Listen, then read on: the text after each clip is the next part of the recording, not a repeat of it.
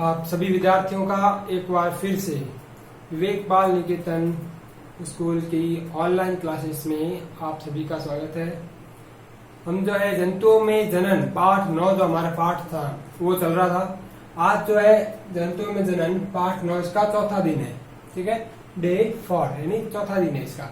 तो अभी तक हमने जंतुओं के जनन के अंदर ऑलमोस्ट पूरा लेसन समझ ही लिया है कि जनन सबसे पहले हमने ये देखा था भाई इस लेसन के अंदर क्या क्या चीज है। एक बार मेरे को ये रिकवर कर लेते हैं ना कि क्या क्या चीज इसके अंदर हमने अभी तक सीखी है। तो सबसे पहले जो पाठ का नाम है जनन।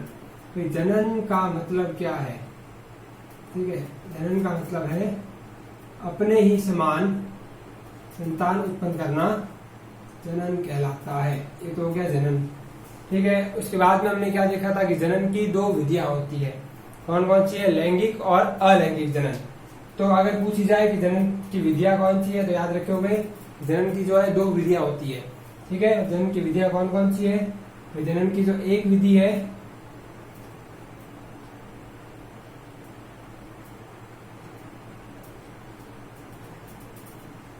एक विधि तो इसके अंदर है लैंगिक विधि।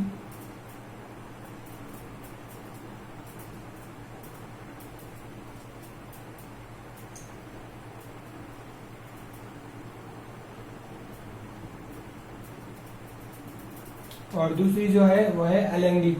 ठीक है, तो एक हो जाएगा लैंगिक जनन और दूसरा है इसका अलैंगिक जनन।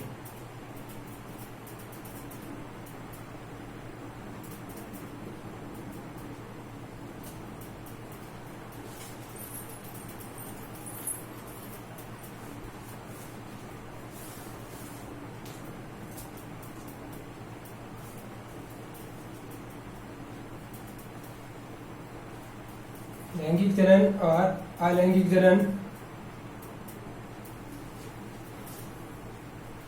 तो अब एक एक की बात करते हैं। सबसे पहले भाई लैंगिक जनन की परिभाषा में आपको क्या लिखना है? अगर लैंगिक जनन की ही परिभाषा आ जाए सिर्फ तो आप क्या लिखोगे? तो लैंगिक जनन की जो परिभाषा है वो ये होगी, ये लैंगिक जनन की परिभाषा है।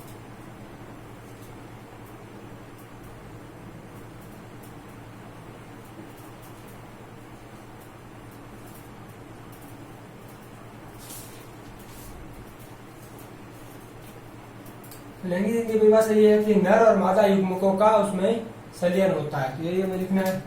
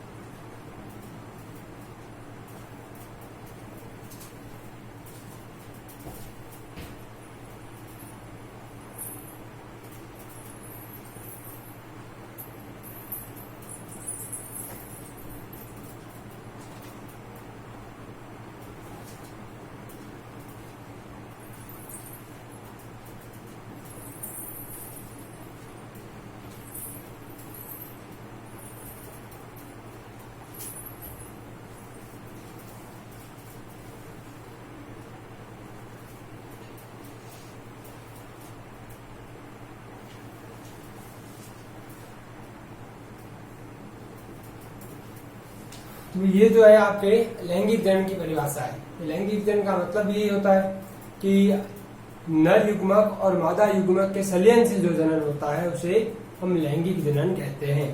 तो ये लैंगिक जनन की परिभाषा आ जाए तो आपको ये लिखनी है कि नर युग्मक और मादा युग्मक के संलयन द्वारा जनन को लैंगिक जनन कहते हैं। भैया नर युग्मक मतलब शुक्राणु और मादा युग्मक का मतलब हो गया अंडाणु। ठीक है। नर युग्मक कहते हैं शुक्राणु को और मादा युग्मक कहते हैं अंडाणु को। उन दोनों के संलयन के द्वारा जब जनन होता है तो उसे हम लैंगिक जनन कहते हैं। नर और मादा युग्मकों का संलयन होता है, ये लैंगिक जनन है। अब अगला लेते हैं अलैंगिक जनन। उसमें नर और मादा युग्मकों का संलयन नहीं होता, ठीक है। किसी एक ही प्राणी से अन्य जीव की उत्पत्ति हो सकती है, जैसे अमीबा में होता है, ठीक है। उसके बाद में मादा जननांग के विशेष भागों की बात कर लेते हैं। मादा जननांग और नर जननांग, इनके जो विशेष भाग हैं, सबसे पहले उनके भागों के नाम।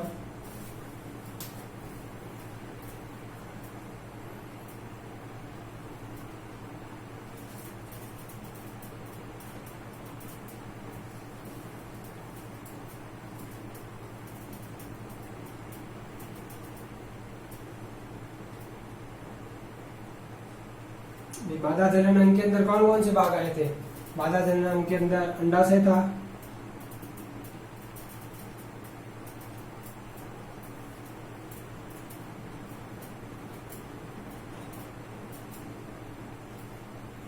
और अंडवाहिनी थी,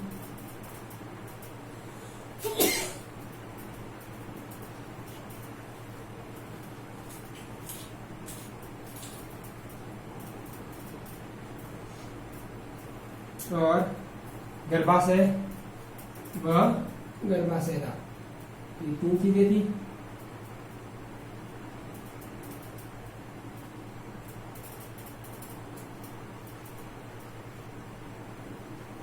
गर्भाशय था। ये क्या चीजें हैं? मादा जनन अंग के भाग थे। मादा जनन अंग जो हमने कल भी समझा था, परसों भी समझा था। तो जो मादा जनन अंग के भागों के नाम है वो मुख्यतः, वैसे तो कई सारे हैं लेकिन अभी आपके सिलेबस में जो तीन ही नाम दे रखे हैं, ठीक है। तो कौन कौन से है मुख्य उसके भाग? अंडाशय है, अंडवाहिनी है और गर्भाशय है, ठीक है। अंडाशय में अंडाणु का निर्माण होता है, अंडवाहिनी में अंडाणु को लाने का कार्य करती है, और गर्भाशय वह जगह है जहाँ पे शिशु का विकास होता है, ठीक है। तो मादा जनन अंग के जो भाग हैं वो ये तीन है, अंडाशय, अंडवाहिनी और गर्भाशय, ठीक है। फिर हम चलते हैं आगे, नर जनन अंग के भाग।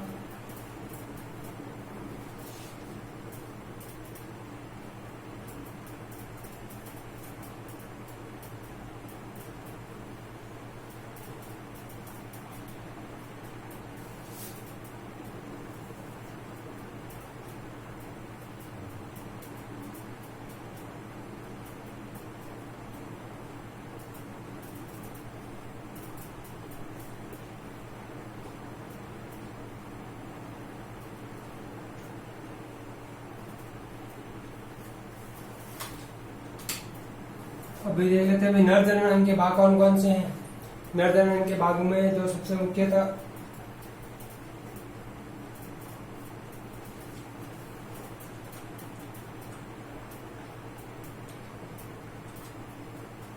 नर जनन अंग के भाग ये हैं। एक तो एक जो विवर्षण होता है, हमें पता है,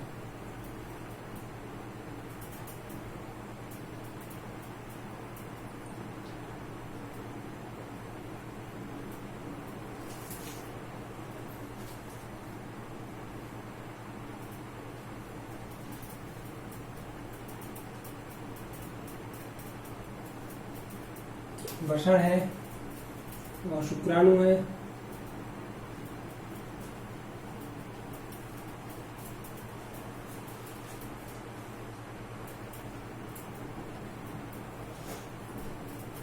शुक्राणु नली,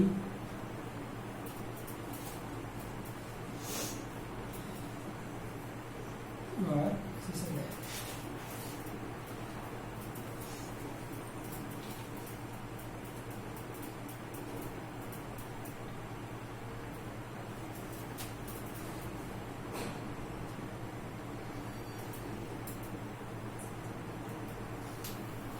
हाँ देखिए, ये जो है नर जनन अंग के प्रमुख भाग है, वृषण, शुक्राणु नली और सीसन। वृषण क्या करते हैं? वृषण का कार्य होता है शुक्राणु उत्पन्न करना। वृषण जो है लाखों की संख्या में शुक्राणु उत्पन्न करते हैं, और शुक्राणु नली उन शुक्राणु को लेकर आती है, और सीसन जो जनन मार्ग कहलाता है सीसन। तो वृषण, शुक्राणु नली और सीसन, ये हो गए नर जनन अंग।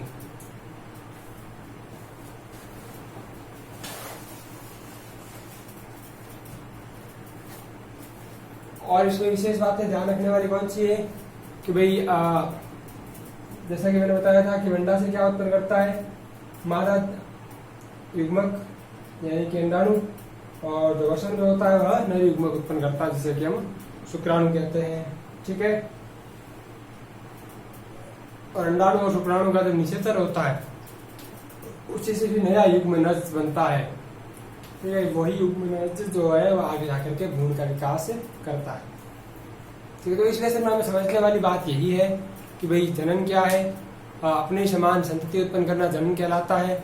नर, उसके बाद में फिर मानव के जनन अंग बता रखे हैं इसने, नर जनन अंग और मादा जनन अंग। जनन जो होते हैं दो प्रकार के होते हैं, लैंगिक और अलैंगिक। लैंगिक जनन के अंदर नर और मादा युग्मकों का संलयन होता है, अलैंगिक जनन के अंदर नर और मादा युग्मकों का संलयन नहीं होता है। ठीक है, फिर बाद में नर जनन अंग बता रखे हैं और मादा जनन अंग बता रखे हैं। मादा जनन अंग के भागों के नाम याद कर लीजिए, अंडाशय, अंडवाहिनी और गर्भाशय हैं। और नर जनन अंग के भागों के नाम वृषण, शुक्राणु, नली और शिशन है। ठीक है, अब चलते हैं आगे।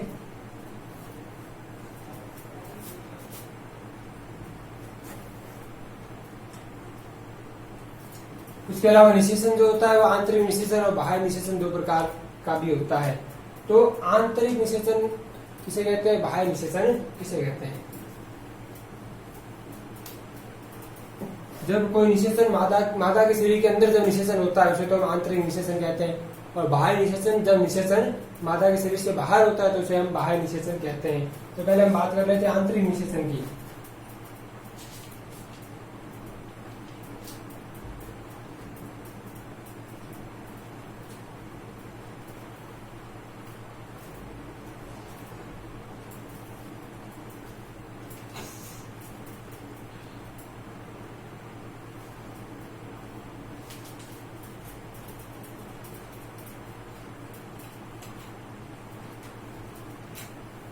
आंतरिक निषेचन क्या होता है, जो मादा के शरीर के अंदर होता है उसे आंतरिक निषेचन।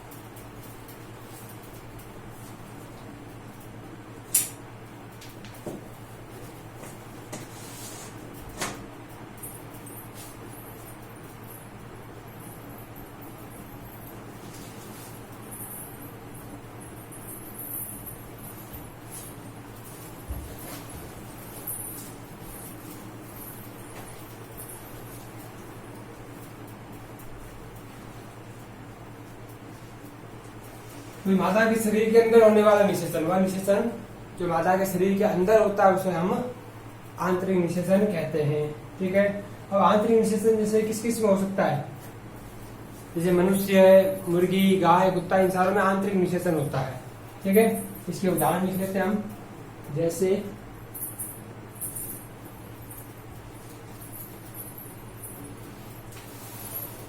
भी मनुष्य में तो होता ही है,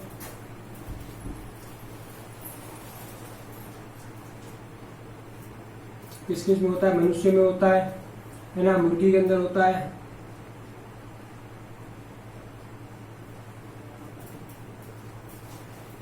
गाय और कुत्ते में भी होता है,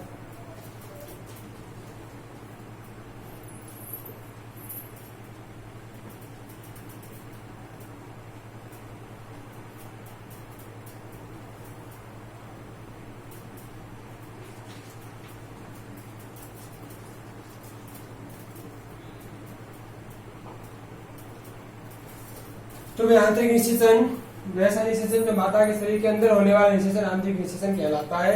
जैसे मनुष्य, मुर्गी, गाय, कुत्ता इत्यादि में ये निषेचन जो होता है वह होता है। ठीक है, तो ये हो गया आंतरिक निषेचन।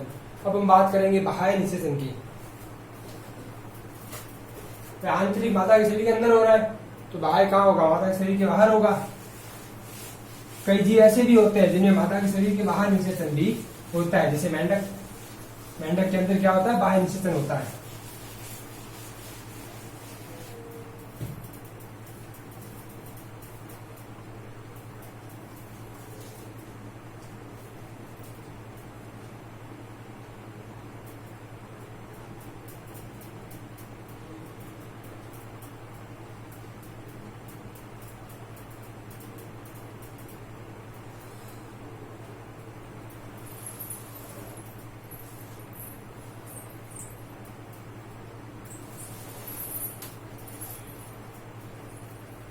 बाह्य निषेचन किस किस के अंदर और बाह्य निषेचन किसे कहते हैं?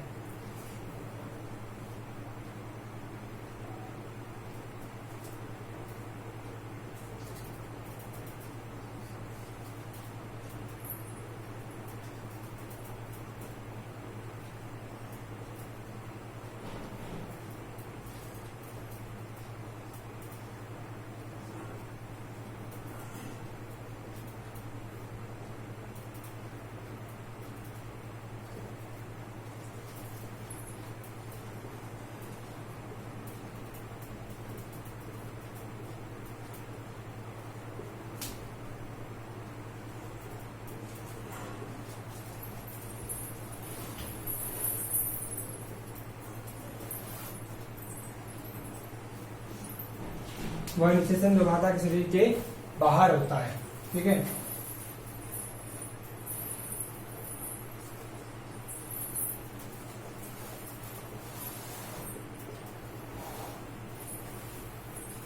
अब ये किस किस के अंदर होता है? या मछली में, स्टार फिश में, मेंढक में, इन चारों में होता है। उसके उदाहरण लिख लीजिए, जैसे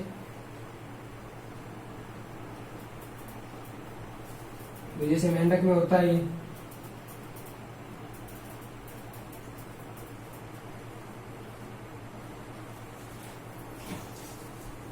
इसके अलावा मछली में होता है,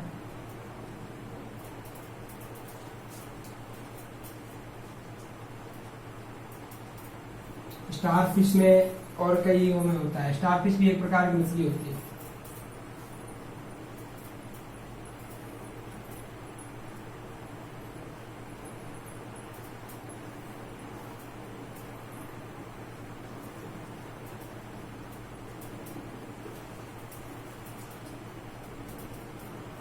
तो ये हो गया बाह्य निषेचन।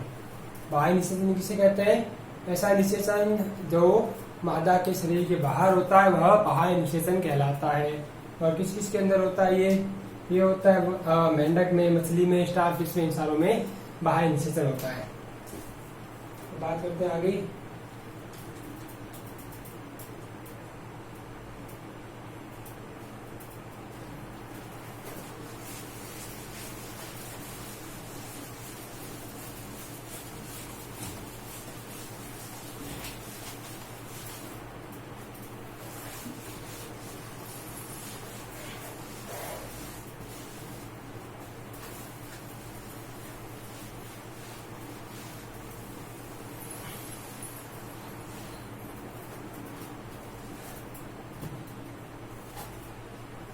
अब निषेचन के बाद में क्या होता है? युग्मनज बनता है। और वह युग्मनज माता के गर्भ में जो होता है धीरे धीरे उसका विकास होता है। ठीक है, और जब भ्रूण का धीरे धीरे जब विकास होता है, भ्रूण का जब विकास होते होते ऐसी अवस्था आ जाए जब भ्रूण के आंख, नाक और सभी चीजें पूर्णतः पहचान में आने लगे, तो भ्रूण की ऐसी अवस्था को गर्भ कहा जाता है। ठीक है, ये भी प्रश्न आ सकता है गर्भ किसे कहते हैं? ठीक है, तो भ्रूण की ऐसी अवस्था जब शरीर के सभी शारीरिक अंगों की पहचान की जा सके उसे हम गर्भ कहते हैं। ठीक है, तो यह देख लेते हैं, गर्भ की परिभाषा लिख लीजिए। तो गर्भ किसे कहते हैं? कहते हैं ना माता के गर्भ में, तो वो गर्भ क्या है?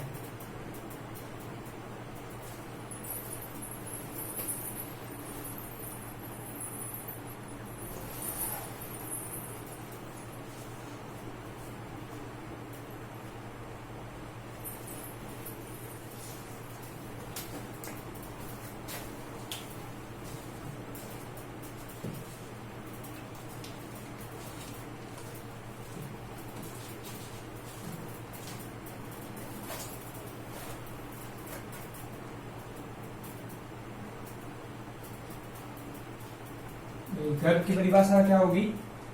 गर्भ की परिभाषा, जो भ्रूण की ऐसी अवस्था जिसमें सभी शारीरिक अंगों की पहचान की जा सके वो गर्भ कहलाता है।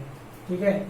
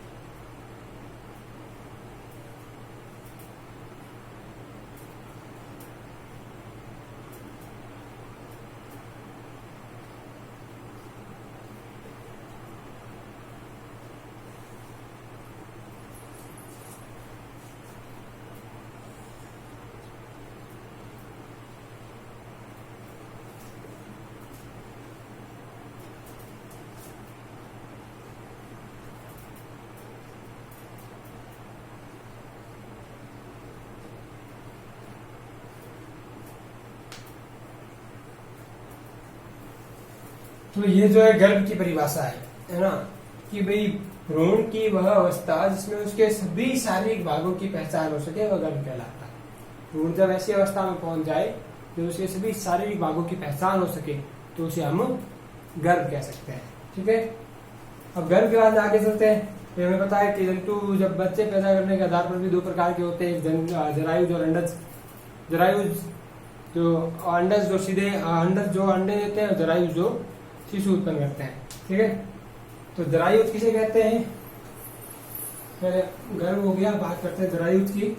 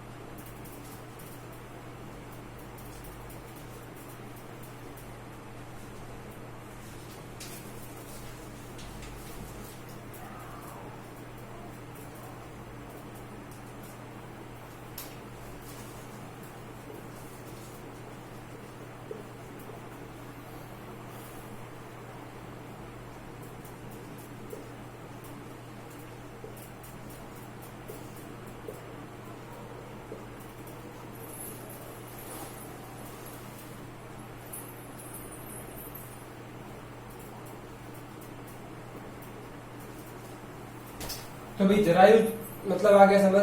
भाई वे सभी जंतु जो सीधे ही शिशु को जन्म देते हैं, अंडे नहीं देते, जो शिशुओं को जन्म देते हैं वो जरायुज कहलाता है। अब उसके बाद अगला एक पॉइंट आता है अंड प्रजक। जो अंडे देने वाले जितने भी जंतु है वो अंड प्रजक कहलाते हैं।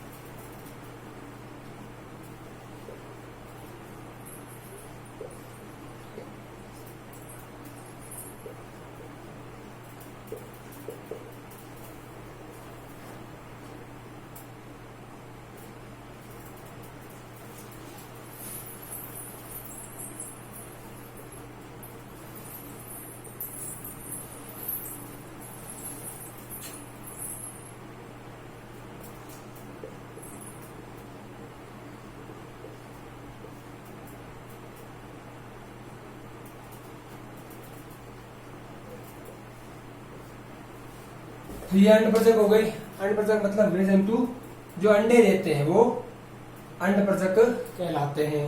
ठीक है, इसके अलावा कुछ चीजें और है, जैसे कि कुछ जीव क्या करते हैं, पहले लार्वा बनाते हैं, फिर उसके बाद में फिर उनका पूरा जीव बनाता है, फिर जब पूरा जीव बड़ा होता है तो उस पूरी प्रक्रिया को कायांतरण कहते हैं। ठीक है, जैसे मेंढक और में सारी प्रक्रियाएं होती है। और कुछ अलैंगिक जन्म वाले अलग अलग विधि से करते हैं, जैसे मुकुलन विधि से होता है। हाइड्रा में जैसे मैंने बताया था, वो हाइड्रा कल आप लोगों ने गौर किया होगा, तो इस प्रकार से वो हाइड्रा था।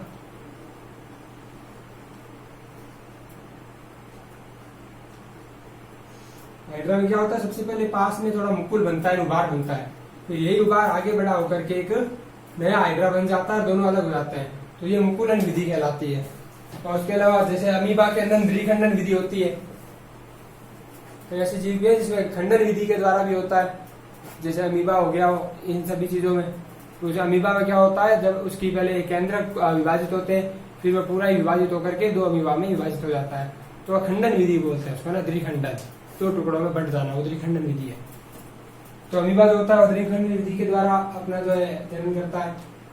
तो इस प्रकार से आपका जो ये नवा लेसन था वो भी आज पूरा हो चुका है। ठीक है, डे 4 में चौथे दिन में आपका ये पाठ 9 पूरा हो चुका है। अब कल जो है हम इस पाठ के प्रश्नोत्तर करेंगे। ओके।